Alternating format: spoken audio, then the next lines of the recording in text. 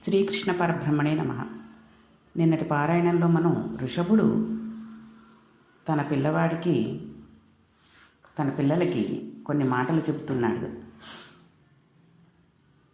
నిజానికి దేశంలో తీర్థయాత్ర చేయడం అనేది కూడా ఒక స్థితి తర్వాత అనవసరమైన పని అయిపోతుంది. శాస్త్రం అలానే మాట్లాడింది, చెయ్యకూడదు. ఒంట్లో ఓపిక ఉన్నప్పుడు మీరు తీర్థయాత్రలు చేయాలి. అలా ఓపిక ఉన్నప్పుడు చేసే యాత్రలో దేవాలయంలోకి వెళ్ళినప్పుడు మన మనస్సును పూర్ణంగా దేవుని మీదనే పెట్టాలి. వార్ధక్యంలో ఒంట్లో ఓపిక లేనప్పుడు యాత్రలు చేయలేని స్థితిలో ఉన్నప్పుడు ఇంట్లో కూర్చుని మనం వెళ్ళి వచ్చిన వానిని ఇక్కడ చూడగలగాలి, అంటే మనస్సులో చూడగలగాలి. అదే మానస పూజ. ఒక చోట మనం కూర్చుంటే మన మనస్సు చేత మనం ఏ ప్రాంతానికైనా వెళ్ళిపోగలగాలి. అందుకే గుడిలోకి వెళితే ఒక నియమం చెప్తారు. గుడిలోకి వెళ్ళి దైవ దర్శనం చేసుకుని బయటకు వచ్చిన తర్వాత కాసేపు కూర్చోండి అంటారు. ఎందుకని? అలా కూర్చున్నప్పుడు మనం గుడిలో చూసిన దైవ సంబంధ దృశ్యాలన్నీ మన మనస్సులోకి గుర్తు రావాలి. మనం గుడిలోకి వచ్చినప్పటి నుంచి అక్కడ ఏం చూసావో గుర్తు తెచ్చుకుని ఫలానా చోట ఏం ఉన్నదో గుర్తుకు రాకపోతే మళ్ళీ ఒకసారి అక్కడికి వెళ్ళి చూసి నమస్కారం చేసుకుని వెళ్ళాలి. అలా చేస్తే గుడికి సంబంధించిన దృశ్యాలన్నీ మన మనస్సులో ముద్రపడిపోతాయి. వార్ధక్యంలో ఒక చోట కూర్చుని వివిధ దేవాలయాలలో మనం చూసిన దృశ్యాలన్నీ గుర్తుకు తెచ్చుకోవడం వలన మన జన్మ సార్థకత అయిపోతుంది. అంతేకాని గుళ్ళోకి వెళ్ళిన తర్వాత వాళ్ళు ఎలాంటి బట్టలు కట్టుకొచ్చారు, వీళ్ళు ఎలాంటి బట్టలు కట్టుకొచ్చారు, ఈరోజు ప్రసాదం ఏం చేశారు, ఏం నైవేద్యంగా పెట్టారు అనేటటువంటివి చేయకూడదు. కొబ్బరికాయ కొట్టిన తర్వాత వాడు చిన్న ముక్కిస్తాడా, మనకి పెద్ద చిప్పిస్తాడా, ఇలాంటివి ఆలోచిస్తూ కూర్చుంటే మనకి ఎప్పటికీ కూడా మన మనస్సు భగవంతుడి మీద లగ్నం అవదు. మనం బాల్కనీలో కూర్చున్నట్టు కనబడుతూ ఉంటాం, కానీ కాశీలోని విశ్వేశ్వర లింగానికి అభిషేకం చేసేస్తూ ఉంటాం. మన ఇంట్లో బాల్కనీలో కూర్చొని అభిషేకం చేస్తున్నామని ఈశ్వరుడికి ఒక్కడికే తెలుసు. మన మనవలకి కానీ, మనవరాండికి కానీ, కోడలికి కానీ, కొడుకుకి కానీ ఎవ్వరికీ తెలియదు. నాన్నగారు చల్లగాలికి బాల్కనీలో కూర్చుని ఉంటారు అనుకుంటారు, కానీ మనం కాశీలో ఉండి విశ్వేశ్వరాభిషేకం చేస్తున్నామని తెలియదు. కాశీ విశ్వేశ్వరాలయం ఇక్కడ లేదు. మనం ఎలా వెళ్తాం? మనస్సుతో వెళ్ళగలం. మనస్సులో ధారణ ఉండాలి, పూనిక ఉండాలి. అందుచేత కామన పెరిగిపోవడమే బంధహేతు అయిపోతుందని ఆయన అంటున్నాడు. దీనిని విరగ్గొట్టడానికి 2 మార్గములు చెబుతున్నాను, జ్ఞాపకం పెట్టుకోండి. అందులో మొదటిది తపం చేయడం, తపము లేక ధ్యానం చేయండి, ఈశ్వరుని యందు భక్తిని పెంపొందించుకోండి. రెండవది సజ్జన సాంగత్యం చేయండి. సజ్జన సాంగత్యం అంటే అదొక్కటే ఈశ్వరుని దగ్గరికి తీసుకువెళ్ళబడేది. దుర్జన సాంగత్యం సంసారం నందు ఊబిలోకి తొక్కినట్టు నొక్కి పట్టేసి తొక్కేస్తుంది. కాబట్టి సాంగత్య నిష్ట పెంచుకోవాలి. ప్రయత్నపూర్వకంగా భగవద్భక్తులతో స్నేహం చేసి వాళ్ళని గౌరవించడం నేర్చుకోవాలి. క్రమక్రమంగా అంతటా ఈశ్వరుని చూడడం నేర్చుకోవాలి. నేను నాది అనే భావనని విడిచిపెట్టాలి. కొంతకాలం పోయిన తర్వాత జ్ఞానం అనే కత్తిని చేతితో పట్టుకుని ఈ అభిమానములనే లతలను ప్రయత్నపూర్వకంగా తెగకోసి ఈశ్వరునితో అనుబంధం పెట్టుకుని మోక్షమును పొందు అని తన బిడ్డలకి చెప్పి, నేను బయలుదేరుతున్నాను. ఇంకా నేను దేనిని పొందాలో దానిని పొందడానికి బయలుదేరుతున్నాను. మీ అందరూ రాజ్యం సంతోషంగా చేసుకోండి అని చెప్పి మహానుభావుడు బయలుదేరాడు. ఈ వాక్యాలను అనగా కొడుకులతో చెప్పడానికి పూర్తి చేసినది ఏది ఉన్నదో దాని తర్వాత ఋషభుడు ఇంకా జీవితంలో మాట్లాడలేదు. ఇంకా ఆయనకు మాట్లాడవలసిన అవసరం లేదు. ఇంకంతా మౌనమే.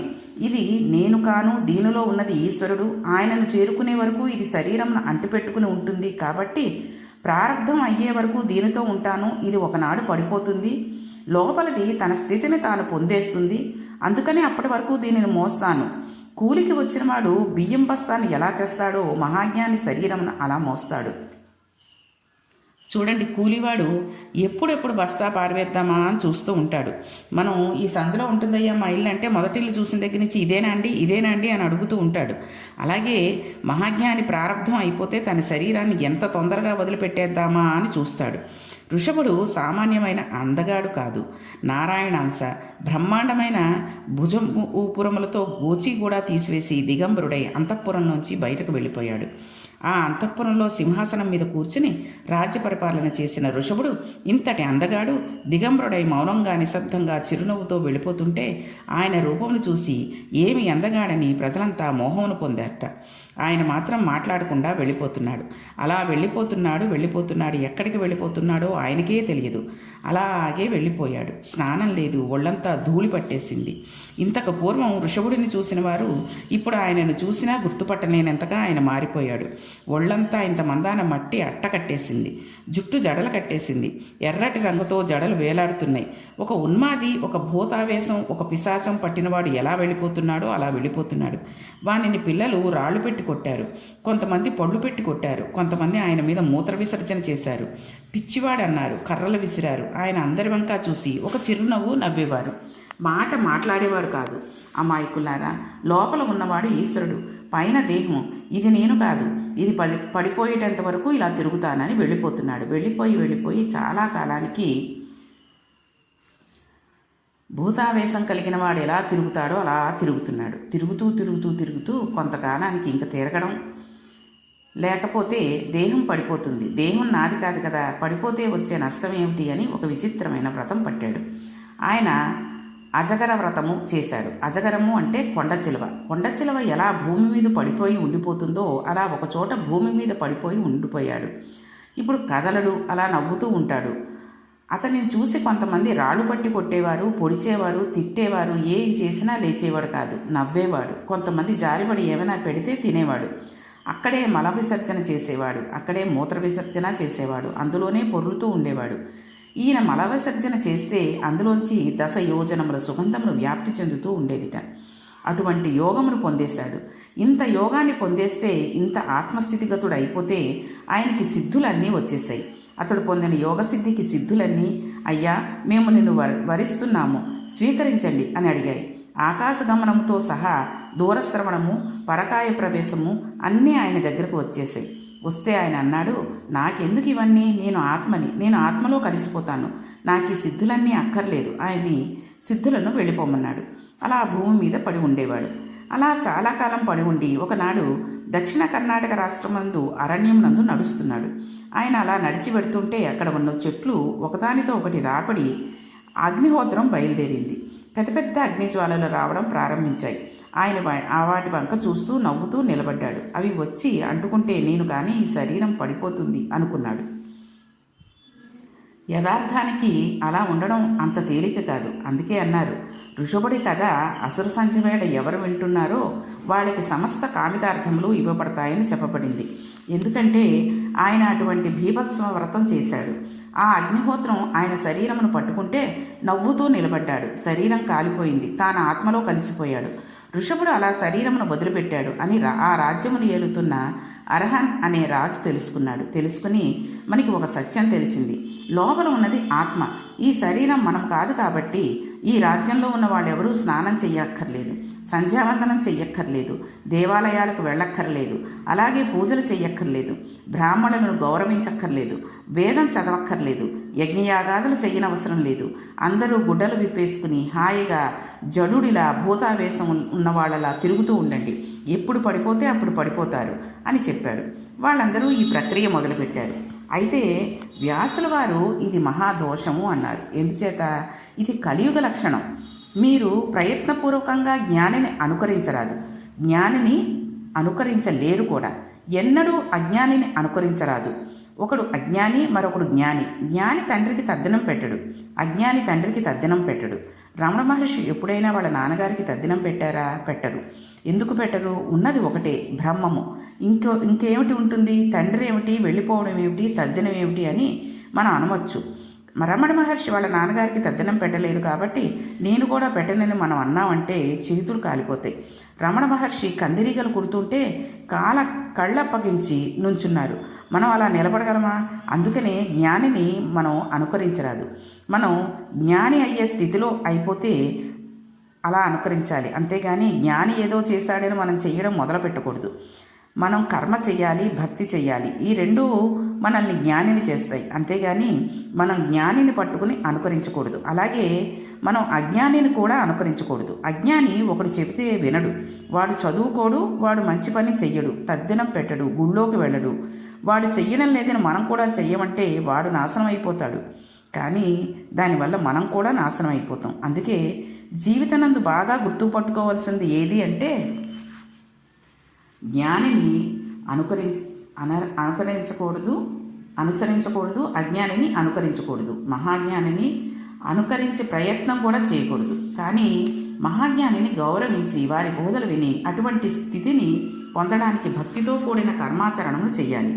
ఇది వైరాగ్యంనిచ్చి మనల్ని ఒకనాటికి జ్ఞానిగా నిలబెట్టవచ్చు, అంతే. ఇక్కడ కొంతమంది పొరపడుతూ ఉంటారు. అదే అర్హం చేసిన భయంకర కృత్యం.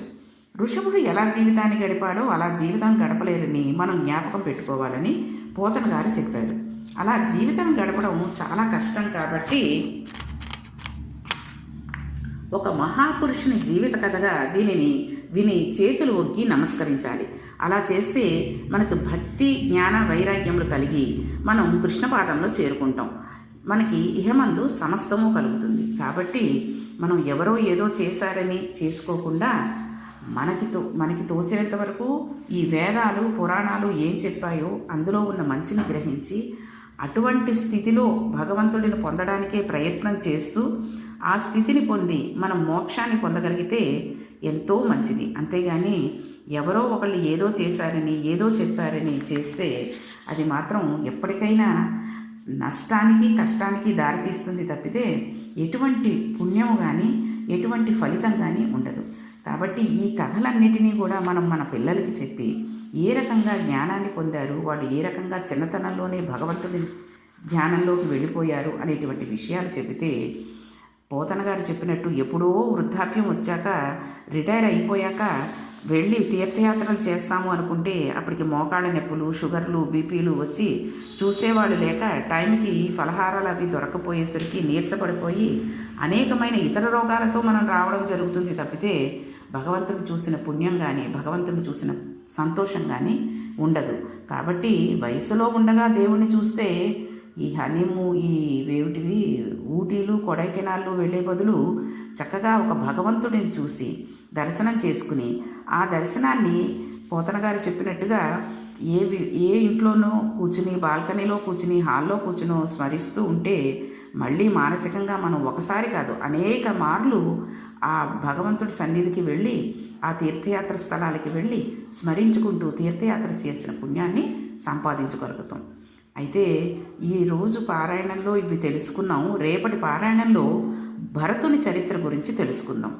భరతుని చరిత్ర చాలా ఉత్కృష్టమైనది. భరతుడు కూడా ఋషభుని కుమారుడే. అయితే మన దేశానికి కూడా భరతఖండము అనే పేరు వచ్చింది, ఆయన పరిపాలించాడు కాబట్టి ఆయన యొక్క చరిత్రని రేపటి పారాయణంలో తెలుసుకుందాం. శ్రీకృష్ణ పరబ్రహ్మణే నమః.